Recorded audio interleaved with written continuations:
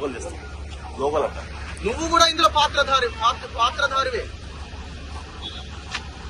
ఇప్పుడు మమ్మల్ని పోలీసులు ఏం చేయాలా అంటే ఇది స్టార్ట్ అయిందన్నమాట. మేము ఎక్కడికి వెళ్ళాలన్నా, మేము ఎవరి గురించి మాట్లాడాలన్నా లా అండ్ ఆర్డర్ ఇష్యూ వస్తే మీరు వెళ్ళొద్దు. మీరు రేపటి నాకు తెలిసి ఆఫీస్ దగ్గరికే వస్తారనుకుంటా.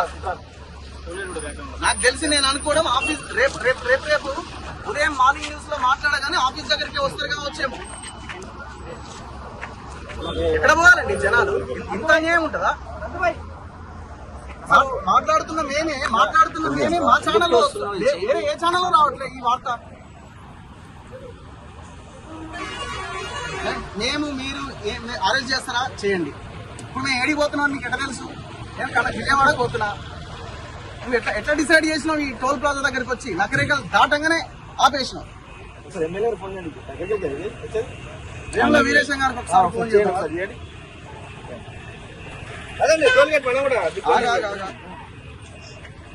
అన్ని టోల్ గేట్లు క్లోజ్ చేసి కేవలం ఒకటే ఈజీగా దొరకాలని క్లోజ్ చేసి ఒకటే వే పెట్టి పట్టుకుందామని చూస్తున్నారు.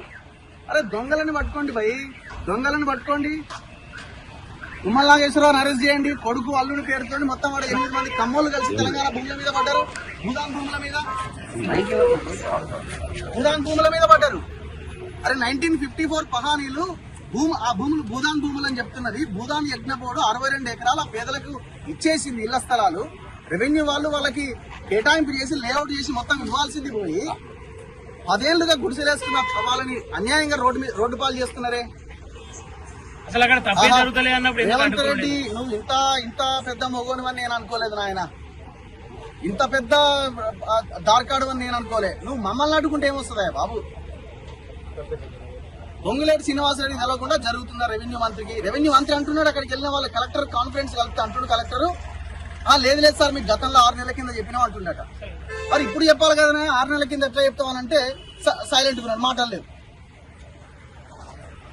ఇప్పుడు మొత్తం పోలీసు ఏం చెప్పండి, ఇక్కడ ఎంతసేపు ఆపుతారు చెప్పండి, మీరన్నా చెప్పండి.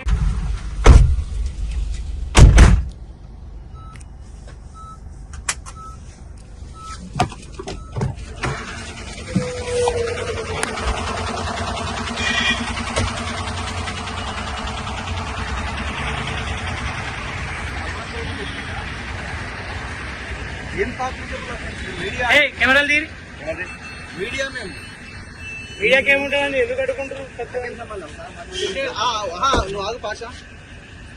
టోల్ ప్లాజా దగ్గర నిలబడి ఎప్పుడు వస్తుందో నా కారణం వెయిట్ చేస్తున్నారంటే ఏం దుర్మార్గం ఇది? వెళ్తాం సార్, మమ్మల్ని వదిలేయండి. మేము ప్రజల కోసం వెళ్తున్నాం సార్. ఒక్క నిమిషం కాదు, 1900 పేద ప్రజల కోసం వెళ్తున్నాం. కూలీలు ఉన్నారా?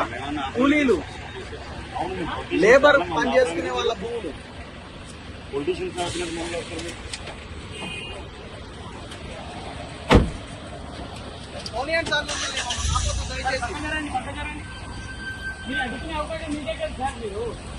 ఏ రకంగా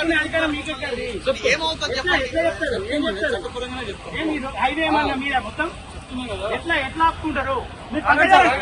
పక్క జరగండి సార్, ఫస్ట్ పక్క జరగండి సార్. ఫస్ట్ ఏం చేస్తారు?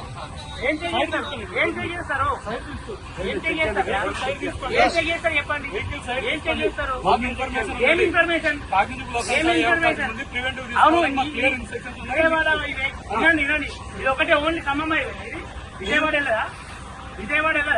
ఖమ్మంలో అడుక్కోండి. మీరు ఇక్కడ అడుక్కునేది, ఇక్కడ అడుక్కునేది, మీరు ఇక్కడ అడుక్కునేదండి, మీరు ఇక్కడ అడుక్కునేదండి. దేనికోసం అడుకోము?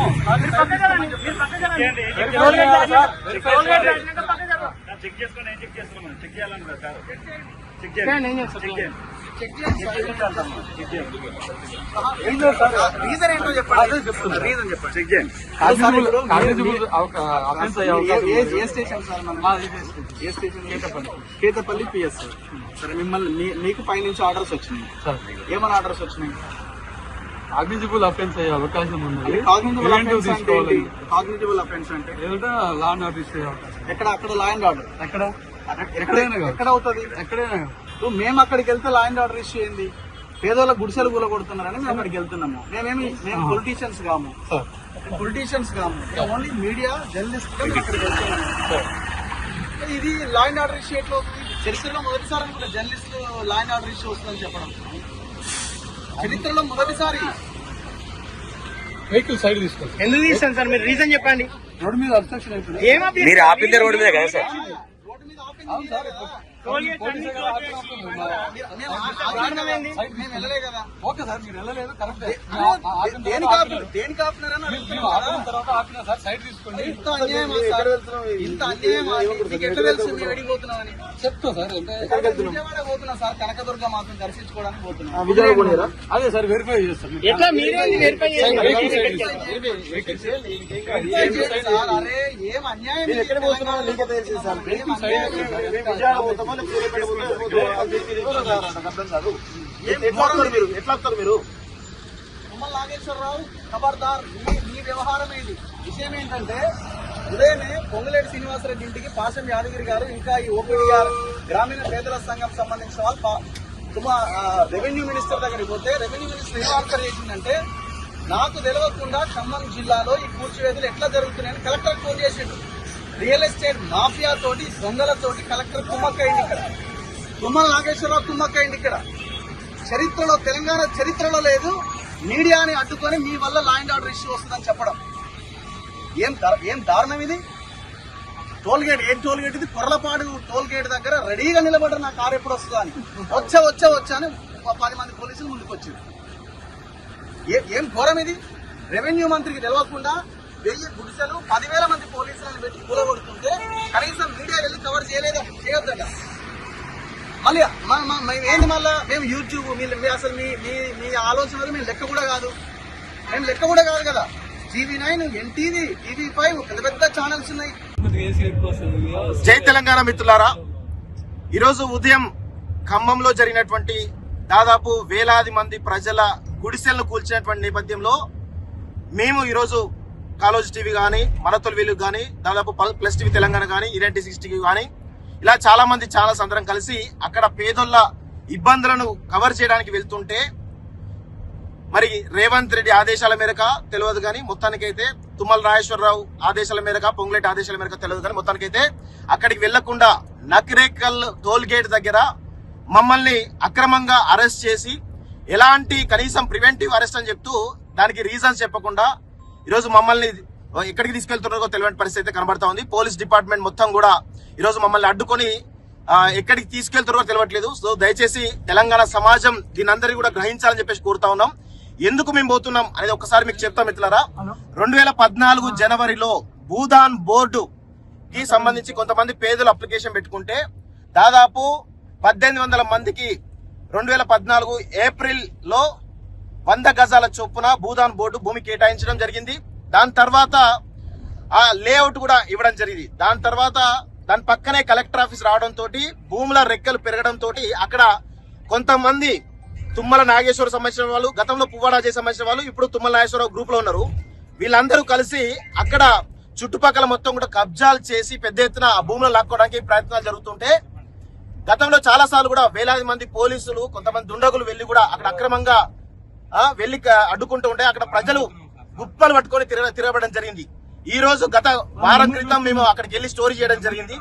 ఆ స్టోరీ చేసిన 1 వీక్ తర్వాత ఈ రోజు ఉదయాన్నే 10,000 మంది నుంచి 15,000 మంది సిఆర్పిఎఫ్ పోలీస్ బలగాలు ఏవైతే ఉన్నాయో, రెవెన్యూ డిపార్ట్మెంట్, ఇరిగేషన్ డిపార్ట్మెంట్, అన్ని డిపార్ట్మెంట్లు కలిసి ఉదయాన్నే 6 గంటలకు వెళ్లి జేసీబీలతోటి వేలాది మంది పేద బతుకులు కట్టుకున్నటువంటి చిన్న చిన్న గుడిసెలు కూల్చివేసి వాళ్ళ జీవితాలన్నిటి కూడా రోడ్డు పాలు చేసినటువంటి విషయం చూస్తా ఉన్నాం. సో దయచేసి తెలంగాణ సమాజం గ్రహించాలి, రేవంత్ రెడ్డి పాలన ఏ విధంగా ఉంది, రేవంత్ రెడ్డి ఎంత దుర్మార్గంగా వేరుస్తుందో అర్థం చేసుకోవాలి. ఎవరి అడుగులకు మడుగులొత్తుతూ ఈరోజు అక్కడ పేదల భూముల పైన కబ్జాదారుల ఈరోజు ఎంత దారుణంగా వివరిస్తున్నారో ఒక్కసారి అర్థం చేసుకోవాలి. దీనికి ప్రధాన కారణం తుమ్మల నాగేశ్వరరావు, అదేవిధంగా పొంగులేటి శ్రీనివాసరెడ్డి, అక్కడటువంటి మంత్రి డిప్యూటీ సీఎం అయినటువంటి బట్టి విక్రమార్కే ఆ పేదల భూముల పైన పడి ఈరోజు అరాచకం చేస్తా ఉన్నారు. దయచేసి తెలంగాణ సమాజం అంతా కూడా గ్రహించాలి. దీనిపైన అందరూ కూడా నోరు విప్పాలని చెప్పేసి కూడా ఈరోజు ప్రజల పక్షాన మేము కోరుతా ఉన్నాం. Thank you very much. జై తెలంగాణ. దగ్గర అనుకొని మీరు ఆగండి, మీ వల్ల లా అండ్ ఆర్డర్ ఇష్యూ వస్తుంది. నేను రాళ్ళు ఉన్నాయా మరి అందులో చెక్ చేసుకోండి. ఏం ఘోరం ఇది, ఏం అన్యాయం ఇది. ఎక్కడ ఉన్నాం? తెలంగాణలో ఉన్నామా? 1000 కుటుంబాలని ఆగం చేసిన రేవంత్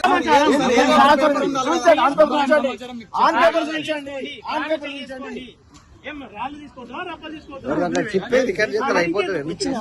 ఏం సమాచారం? చెక్ చేయండి, చెక్ చేయండి, చెక్ చేయండి, మీరు చెక్ చేయండి, మా దగ్గర చెక్ కెమెరా చేయండి, ఉంది. చెక్ చేయండి, మీరు చెక్ చేయండి, మొత్తం చెక్ కార్లన్నీ చెక్ చేయండి, దగ్గర కెమెరా చెక్ చేసుకోండి, ఎవరైనా చూడండి. చెకింగ్ పార్ట్ కాదు. మరి ఇంతకుముందేమో అన్ని అంటున్నారు కదా మీరు. ఏం మరి జ్ఞాపకం చేయండి. ఎక్కడ జరుగుతుంది? ఎక్కడ